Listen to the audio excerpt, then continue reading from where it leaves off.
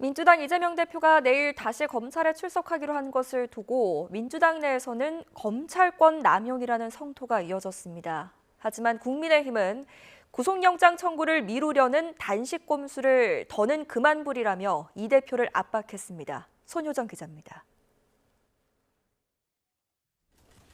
지난 9일 5번째 소환 조사 이후 추가 출석 여부를 놓고 검찰과 신경전을 벌이던 이재명 대표가 검찰 요구를 전격 수용했습니다. 내일 오후 1시 반 또 청사로 나가 조사받기로 한 겁니다. 다만 단식 중인 이 대표에 대한 검찰의 추가 소환 요구는 부당하다며 검찰권이 남용될 경우 당 차원에서 총력 대응하겠다는 경고는 잊지 않았습니다. 검찰이 이번 조사마저 무도하게 조작하는 등 검찰권을 남용할 경우 당이 할 수 있는 모든 권한을 사용해 대응할 수밖에 없음을 분명히 밝힙니다. 실제로 이 대표는 단식 이후 처음으로 지도부 회의에 불참했습니다. 민주당 지도부는 일제히 이 대표 생명이 위태로운데 검찰이 정치 수사를 계속하고 있다며 수사가 아닌 스토킹이자 고문이라고 맹비난했습니다. 민주당 중진 의원 10여 명은 직접 농성 천막을 찾아가 단식을 만류하기도 했습니다.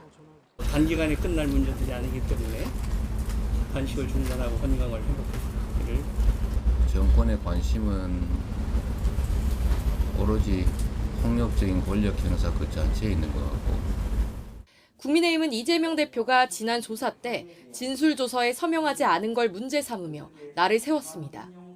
검찰 조사에 비협조로 일관하며 수사를 지연시키는 건 구속영장 청구를 미루려는 정치적 꼼수라는 겁니다. 단식으로 유리한 고지를 선점하고 민주투사 코스프레로 자신의 부끄러운 혐의를 포장하며 사법 시스템을 모욕 주는 것이 이재명 대표가 약속한 당당한 태도라면 한마디로 이 대표의 단식은 불체포 특권 포기 선언을 번복하기 위한 명분 쌓기라는 게 여당의 시각입니다. 단식으로 인한 건강 악화를 핑계 삼아 검찰 수사를 끝끝내 회피하는 이 대표의 모습을 보니 여의도 반치광이라는 수식어를 붙여도 손색이 없어 보입니다. 이재명 대표가 6번째 소환 조사에 응하기로 한 건 사법 리스크를 정면 돌파하겠다는 의지의 표현이란 분석도 있습니다.